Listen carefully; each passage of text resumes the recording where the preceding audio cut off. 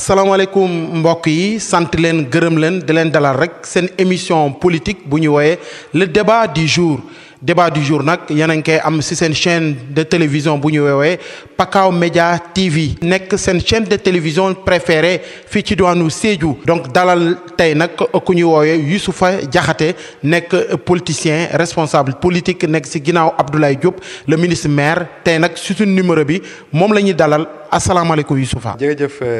Konté maa ngi am ci yow mbégte kontaan bu baax a baax ci invité bi ngeen xam ne rek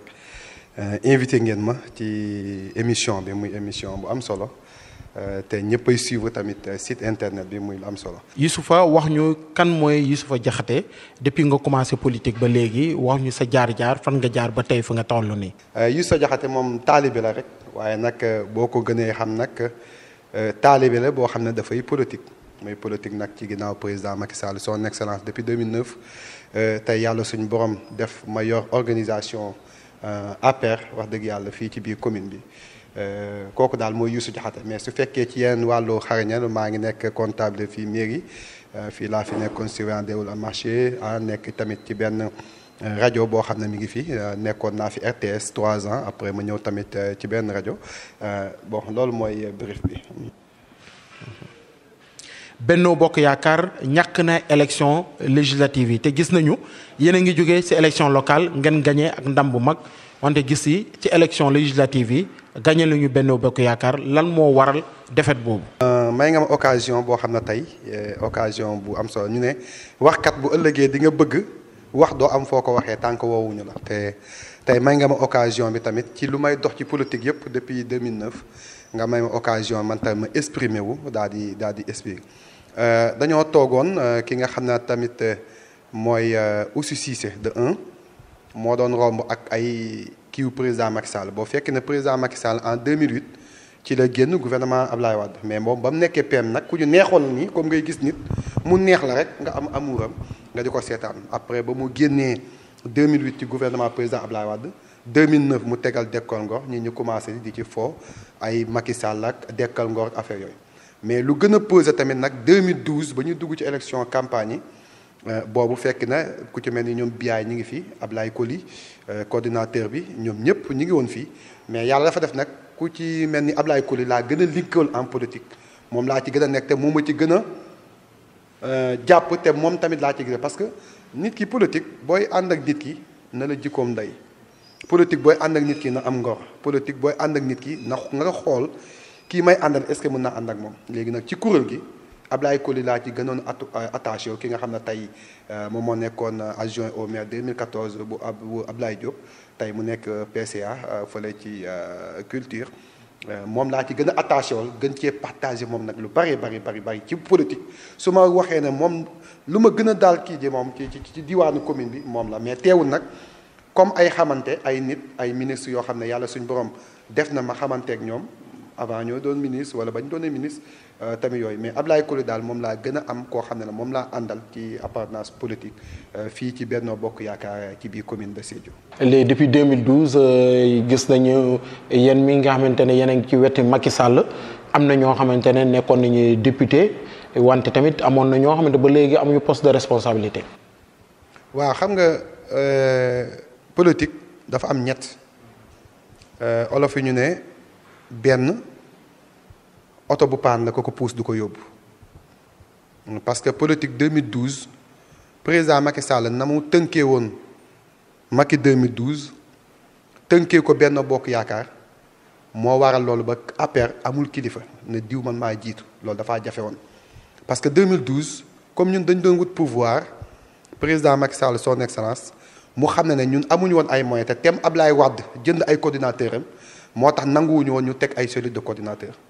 dañuy naan diw daal yow yaay jiitu mais duñ ko fësal mais ñun suñu biir xam nañ ne diw moo ñu jiitu moo waraloon loolu parce que amuñu woon kii te Ablaye Wade comme gars yi ñuy def rek diw jënd na diw fekk si na loolu lañ doon bañ.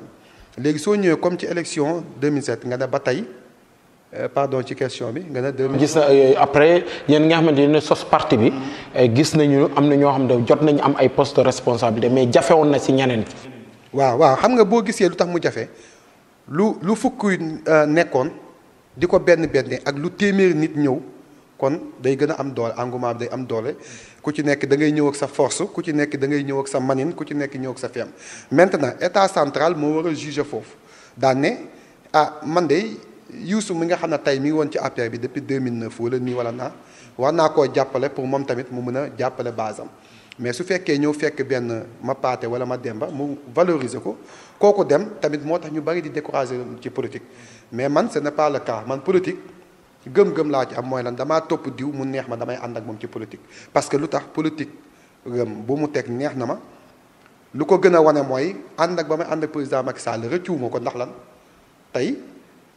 ëllëg fii ba 100 ans dinaa xam ne président Macky Sall développement bu mu indi Sédhiou man participer naa ci parce que man maa gëmoon ne waa jii mooy defar dëkk bi man maa gëmoon ne Abdou Diop mii mooy bokk ci ñuy defar dëkk bi. donc loolu moo tax bu Abdou Diop ñëwee mu tànn ko yow nga topp si ginnaaw. man ama problème mu tànneef parce que lu ma xam mooy boo amee kilifa nga jàpp ne sa kilifa la muy président Macky Sall muy Abdoulaye Diop le ministre de la culture communication mi nga xam ne tey moom la ñu ànd ci politique bu ñëwee na diw laa teg madame Sangam laa teg wala monsieur Sangam laa teg ñun mënuñu lu dul ànd ak suñu bonne foi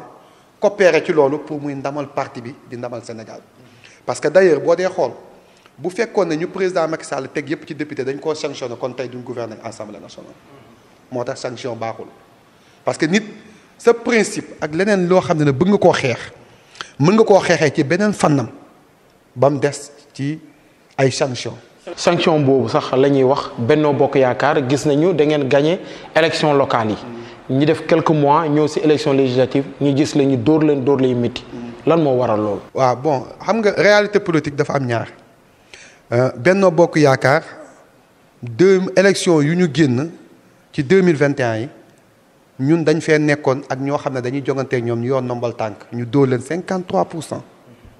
ku jël deuxième am 16%.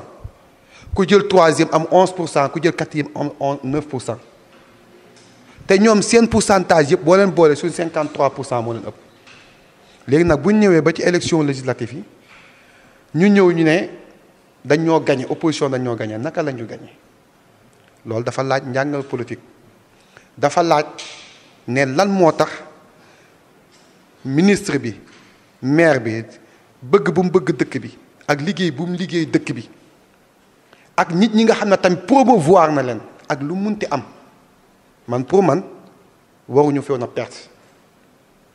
quel que soit alpha ak lu munti am. lu jaaxal nit yi mooy. da ngeen nekkoon ci 4000 et quelques voix. ñi gis ni. ci élection législative yi. ngeen dem yéen mii nga xamante ne Abdou Diop kese Benno Bokk Yaakaar 2900 voix ngeen am te yéen kese yéen a ngeen 4000 voix te am nga ay ñeneen ñoo xamante ne dañu teg seen kaw. ku mel ne Jean-Pierre Senghor ak kooku di Mamadou Kouyaté ñoom ñëpp. ñëw nañu ak ñeneen ñëw donc nit yi dañu foogoon ni seen pourcentage dafa waroon gën a am doole. bon ñi nga wax ne dañ cee tegu si man pour vrai dire man Youssou Diakhaté nekk APR depuis 2009 Jean-Pierre Senghor mi nga tudd yow yaa ko tudd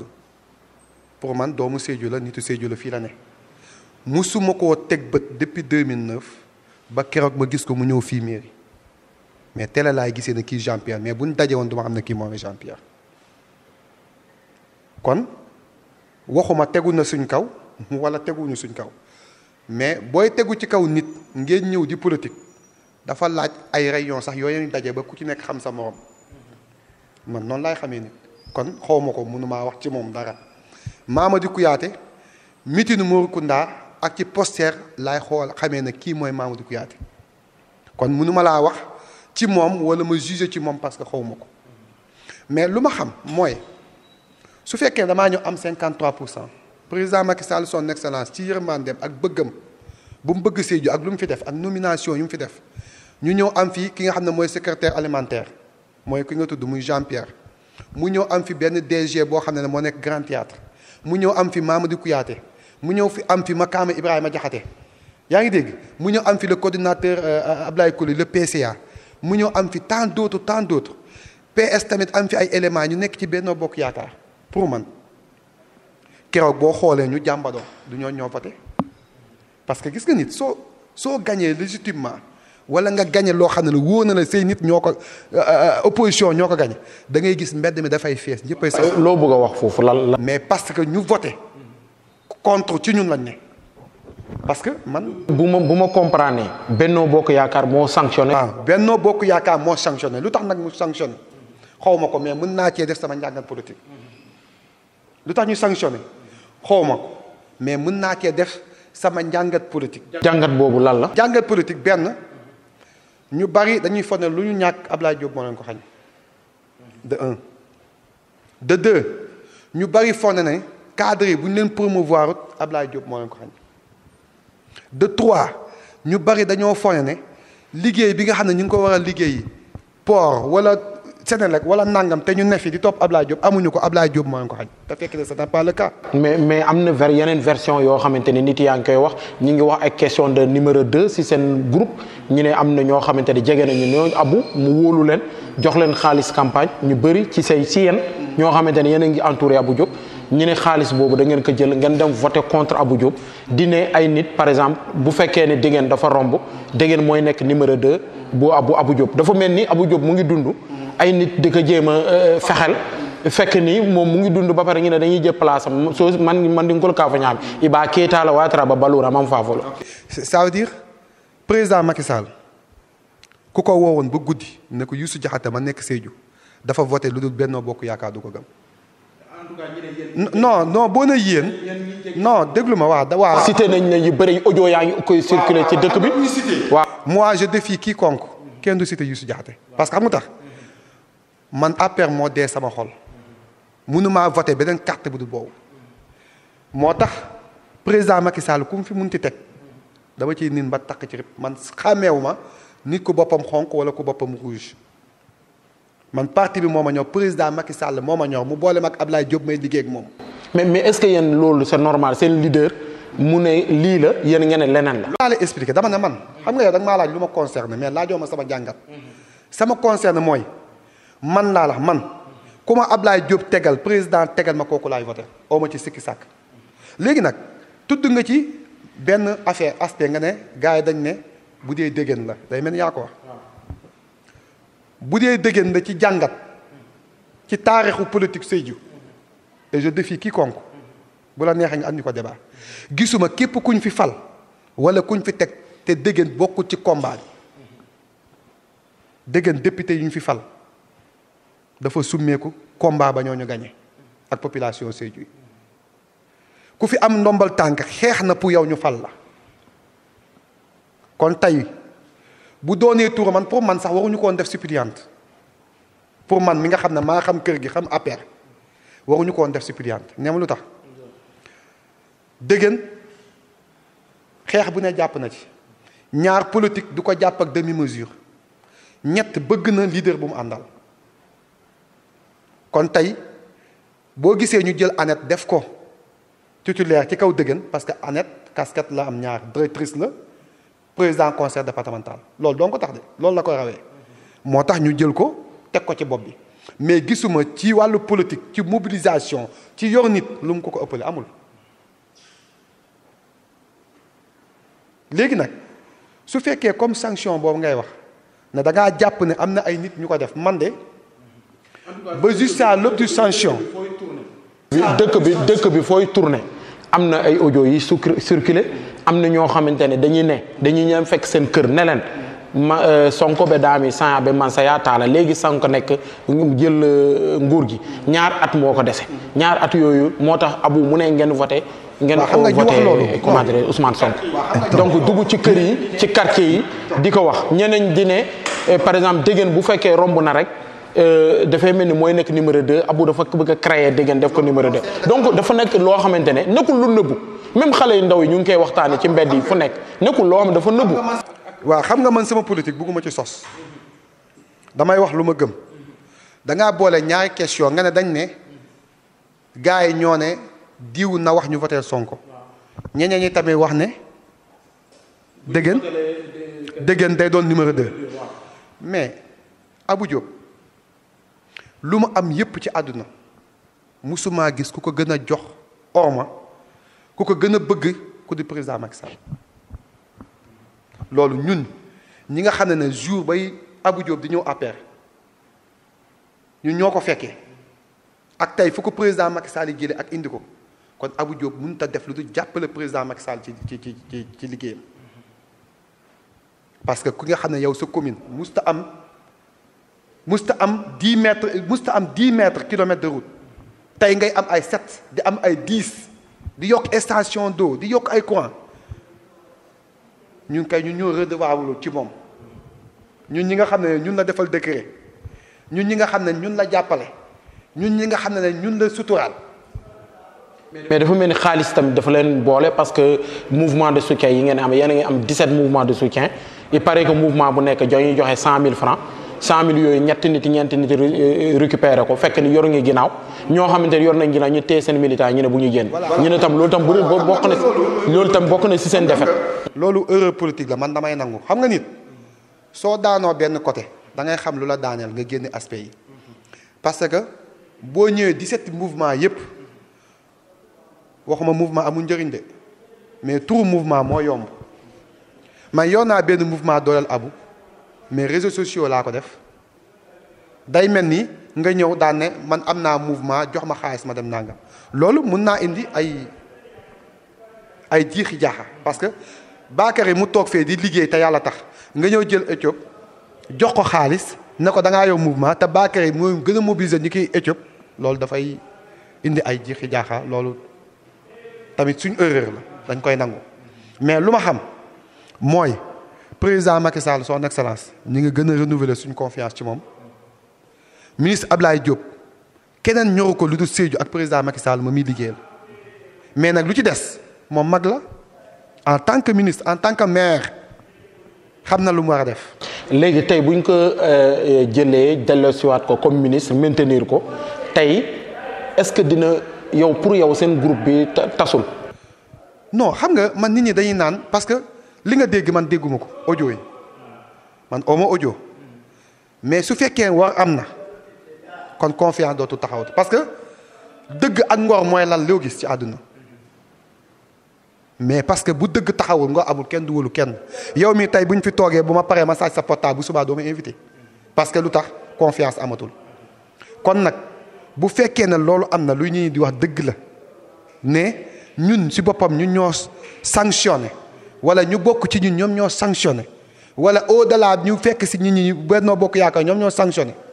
loolu ministre bi war naa jël responsabilité au-delà ministre président de la République son excellence war naa jël responsabilité am. responsabilité boobu ndax Ablaye Diop xalaat nga ni war nañ ko falaat. non Ablaye Diop moom falaat ko moom man maa la ko wax fi day amaat parce que xamu tax yàlla suñu borom mooy fal ku ko neex mais président Macky Sall dina renouveler waat confiance am ci moom parce que xamu tax nit ki dafay am lu leen liyee ñëpp xam nañ ne Ablaye Diop liggéeykat la Ablaye Diop même parti bi bu bëggee jël xaalis pour indi ko ci askan bi da koy gérer parce que moom parti askan bi moo ko ñor bëggul lenn luy jóge loo xam ne ci askanam bu subaa ñu koy xasee mais incha allah ci kàttanu yàlla man maa la ko wax fii bu gouvernement bi taxawaat président Macky Sall nag moom mooy fal gouvernement moom moo am sañ-sañ moom mooy fal ku ko neex mais man gëm naa ne moom Ablaye Diop taxawaayam ci biir Sénégal au-delà Afrique au-delà loo xam ne tey Europe di jàppale président Macky Sall man gëm naa ne président parce que ministre du dara titre la honneur la